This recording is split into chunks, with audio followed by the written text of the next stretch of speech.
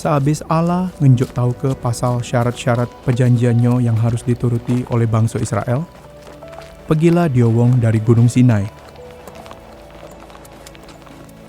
Allah mulai mimpin dia wong ke tanah perjanjian yang disebut Kanaan. Caga awan nunjuk ke jalan yang harus dia wong liwati, terus dia wong melo inyo.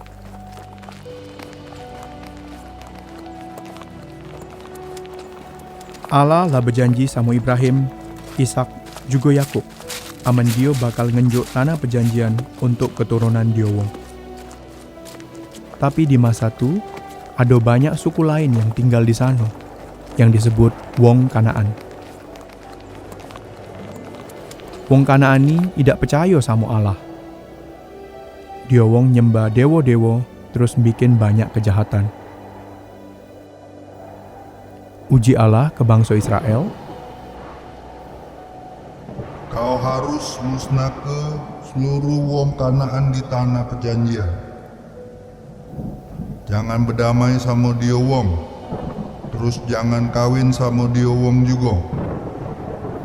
Kau harus ngancuri seluruh berhala dia wong. Amen pasal-pasal tu idak kau laku ke, kau bakal nyembah berhala-berhala dia wong juga, bukan nyembah aku.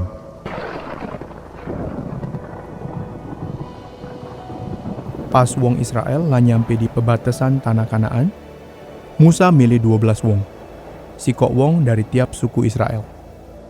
Musa ngongkon dia wong nyelidiki tanah tu supaya tahu pecah apa tanah tu. Ke-12 wong tu juga nyelidiki wong-wong Kanaan, supaya tahu dia wong tu kuat apa tidak. Ke-12 wong tu nyelidiki Kanaan selama 40 hari. Habis tu dia wong balik. Uji dia wong. Tanah tu subur nian. Tanamannya juga subur nian. Tapi ke-10 mato-mato ngomong, Kotanya kuat nian. Terus wong-wongnya besar nian.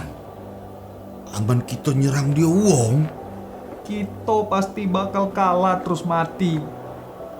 langsung bae Kaleb sama Yosua yang ialah kedua mato-mato lainnya ngomong cak ini.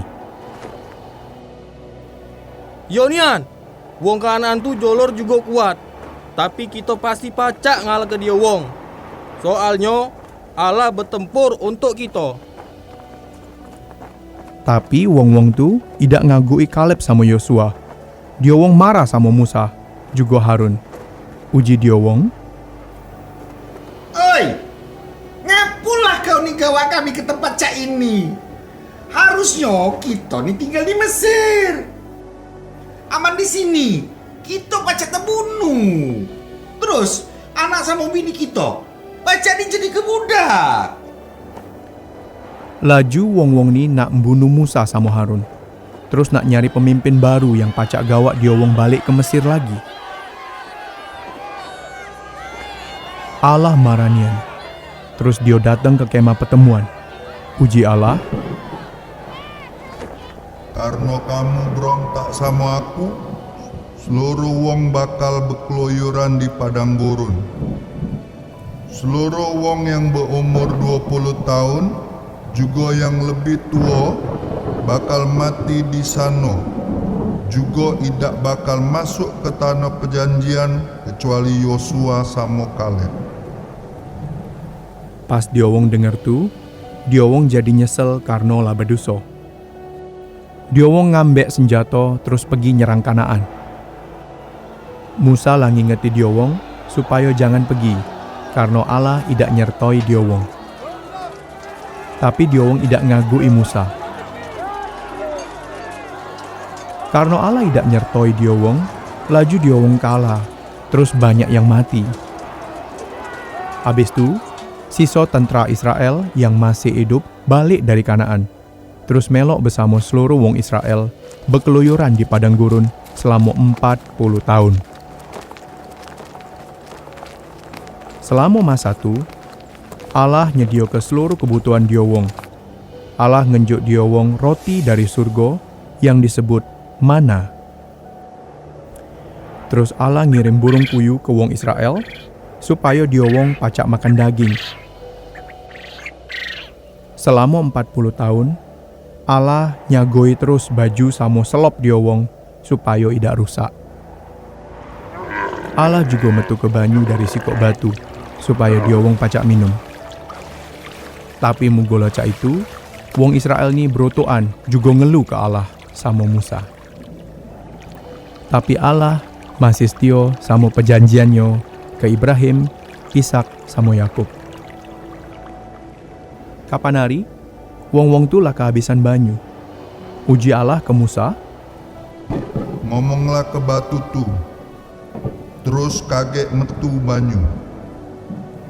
di depan banyak wong, Musa nolak perintah Allah. Bukannya ngomong ke batu tu, dia malah nyatok batu tu pakai tongkatnya 2 kali. Banyunya metu dari batu tu untuk dia wong minum. Tapi Allah marah sama Musa. Ujinya, Kau tidak bakal masuk ke tanah perjanjian. pas lah 40 tahun, seluruh wong yang pernah berontak ke Allah lah mati. Allah mimpin bangsa Israel ke perbatasan tanah perjanjian tu lagi.